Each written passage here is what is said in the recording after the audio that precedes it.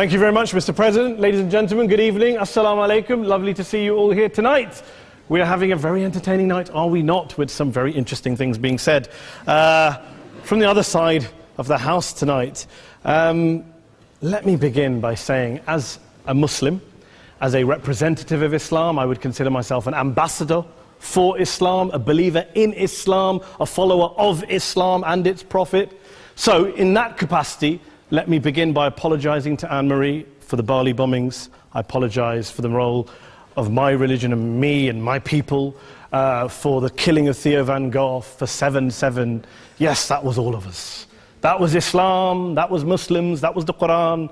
I mean, astonishing claims to make in the very first speech tonight, on a day like today, where the Conservative Prime Minister of the United Kingdom is having to come out and point out that these kind of views are anathema.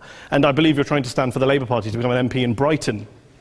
If you do, and you make these comments, I'm guessing you'll have the whip withdrawn from you, but then again, UKIP's on the rise, they'll take you, the BNP, they might have something to say about your views. This is what Mehdi Hassan always does. By the way, just on a factual point, since we heard a lot about the second speaker, about how backward we Muslims all are, on a factual point, you said that Islam was born in Saudi Arabia. Islam was born in 610 AD. Saudi Arabia was born in 1932 AD. So you were only 1,322 years off. Not bad? Not bad start there. Talking of maths, by the way, a man named Al-Khwarizmi was one of the greatest mathematicians of all time, a Muslim, worked in the golden age of Islam. He's the guy who came up with not just algebra, but algorithms. Without algorithms, you wouldn't have laptops. Without laptops, Daniel Johnson tonight wouldn't have been able to print out his speech in which he came to berate us Muslims for holding back the advance and intellectual achievements of the West, which all happened without any contribution from anyone else other than the Judeo-Christian people of Europe. In fact, Daniel David Levering, the author of the Pulitzer Prize-winning historian and author of The Golden Crucible, points out that there would be no Renaissance, there would be no Reformation in Europe without the role played by Ibn Sina and Ibn Rushd and some of the great Muslim theologians, philosophers, scientists in bringing Greek texts to Europe. As for this being our university, I will leave that to the imagination as to who is our and who is there. I studied here too. An astonishing set of speeches so far making this case tonight. A mixture of just cherry-picked quotes, facts and figures, self-serving, selective, a farrago of distortions, misrepresentations, misinterpretations, misquotations. Daniel talked about my article in the New Statesman, which got me a lot of flack, where I talked about the anti-Semitism that is prevalent in some parts of the Muslim community, which indeed it is. Of course, I didn't say in that piece that it was caused by the religion of Islam. In fact, modern anti-Semitism in the Middle East was imported from, finish the sentence, Judeo-Christian Europe, where I believe some certainly bad things happened to the Jewish people. In fact, Tom Friedman, Jewish-American columnist in the New York Times, told me in this very chamber last week that he believed, had Muslims been running Europe in the 1940s, 6 million extra Jews would still be alive today. So I'm not going to take lessons in anti-Semitism from someone who's here to defend the Judeo-Christian values of a continent that murdered 6 million Jews. Moving swiftly on. Yes. Absolutely. Well, I'm about to make that point. No, I'm about to make that point. You're right. I agree with you 110%. That is my point. I don't think Europe is evil or bad. I'm a very proud European. I don't want to judge Europe on that basis, but if we're going to play this gutter game where we pull out the Bali bombing and we pull out examples of anti-Semitism in the Islamic community, then of course I'm going to come back and say, well, hold on. I mean, look, let's be very clear. Daniel here was a last-minute replacement for Douglas Murray, who had to pull out. And Douglas and I have a well-documented differences, but to be fair to Douglas, as to be fair to Anne-Marie and to Peter, atheists. Atheists see all religions as evil, violent, threatening. What the problem I have with Daniel's speech is that Daniel comes here to run this robust defense of Christianity, forgetting that his fellow Christians, people who said they were acting in the name of Jesus, gave us the Crusades, the Spanish Inquisition, the anti-Jewish pogroms, European colonialism in Africa and Asia, the Lord's Resistance Army in Uganda, not to mention countless arson and bomb attacks on abortion clinics in the United States of America to this very day. I would like a little bit of humility from Daniel first before he begins lecturing other communities and other faiths on violence, terror and intolerance. But, no thank you. Some water. But I would say this, to address the gentleman's very valid point here, I'm not going to play that game. I don't actually believe that Christianity is a religion of violence and hate because of what the LRA does in Uganda or what Crusaders did to Jews and Muslims in Jerusalem when they took back the city in the 12th or 13th or whatever century it was.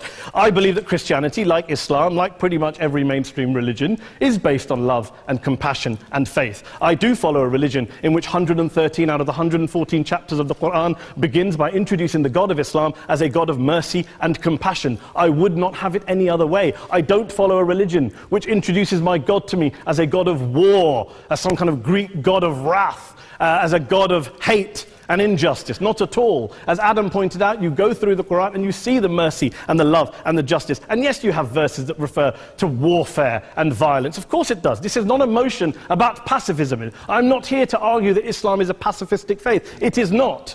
Islam allows military action, violence in certain limited contexts. And yes, a minority of Muslims do take it out of that context. But is it religious? We talked about Woolwich.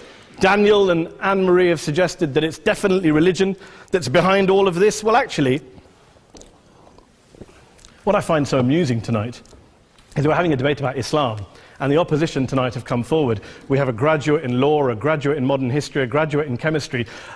And, you know, I admire all of their intellects and their abilities, but we don't have anyone who's actually an expert on Islam, a scholar of Islam, a historian of Islam, a speaker of Arabic, even a terrorism expert or a security expert or a pollster, let alone to talk about what Muslims believe or think. Instead, we have people coming here, putting forward these views, putting forward these sweeping opinions. Listen to Professor Robert Pape of the University of Chicago, one of America's leading terrorism experts, who, unlike our esteemed opposition tonight, studied every single case of suicide terrorism between 1980 and 2005, 315 cases in total. And he concluded, and I quote, "There is little connection between suicide terrorism and Islamic fundamentalism or any of the world's religions. Rather, what nearly all suicide terrorist attacks have in common is a specific secular and strategic goal to compel modern democracies to withdraw military forces from territory that the terrorists consider to be their homeland." And the irony is, when we talk about terrorism, the irony is that the opposition and the Muslim terrorists, the Al-Qaeda types, actually have one thing in common. Because they both believe that Islam is a warlike, violent religion. They both agree on that. They have everything in common. Osama bin Laden would be nodding along to everything he's heard tonight from the opposition side. He agrees with them. The problem is that mainstream Muslims don't. The majority of Muslims around the world don't.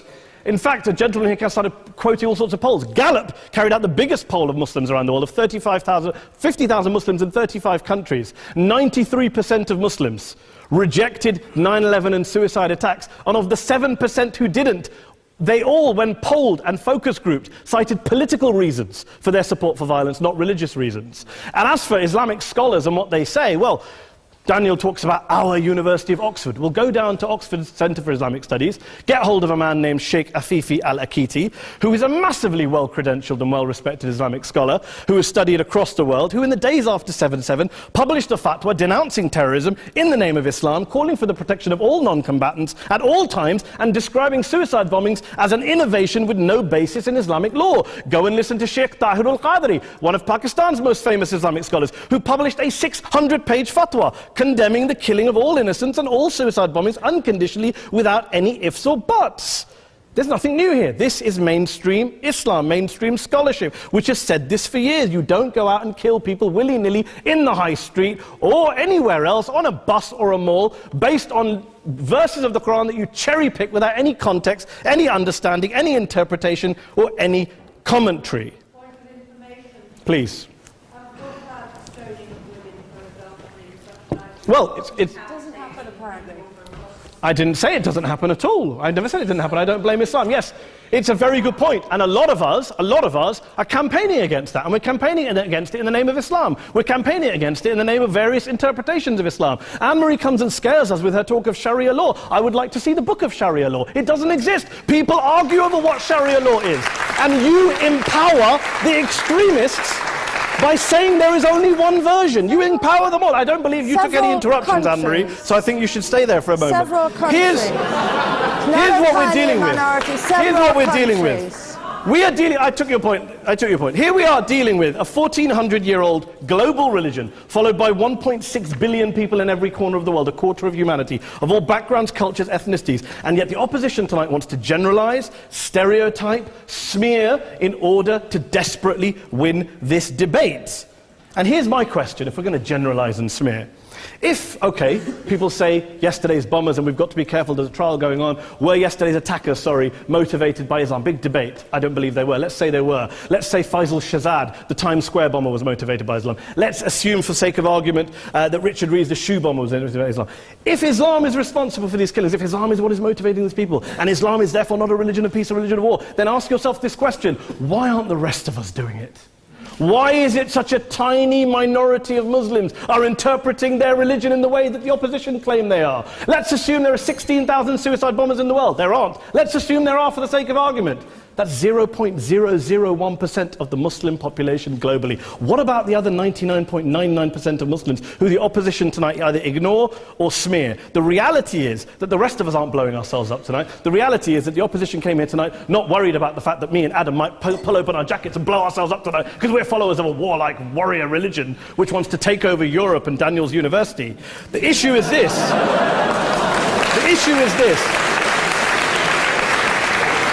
Unless the opposition can tell us tonight, and Peter Atkins is here, one of our great atheist intellectuals, can tell us tonight, can answer this question tonight: why don't the vast majority of Muslims around the world behave as violently and aggressively as a tiny minority of politically motivated extremists? Then they might as well give up and stop pretending they have anything relevant to say about Islam or Muslims as a whole. Ladies and gentlemen, let me just say this to you. Think about what the opposite of this motion is.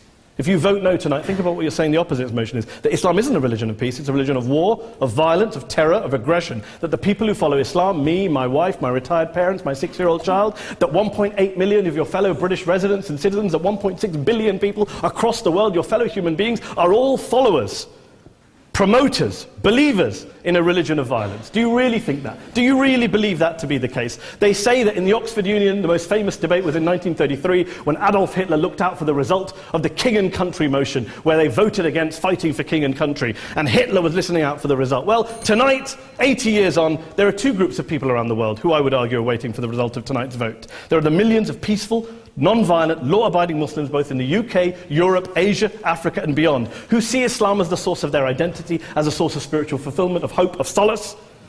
And there are the phobes, the haters, the bigots out there who want to push the clash of civilizations, who want to divide all of us into them and us and ours and their. Ladies and gentlemen, I urge you all not to fuel the arguments of the phobes and bigots. Don't legitimize their divisions. Don't legitimize their hate. Trust those Muslims who you know, who you've met, who you hear, who don't believe in violence, who do want you to hear the peaceful message of the Quran as they believe it to be taught to the majority of Muslims, the Islam of peace and compassion and mercy, the Islam of the Quran, not of Al-Qaeda. Ladies and gentlemen, I beg to propose this motion to the House. I urge you to vote yes tonight. Thank you very much for your time.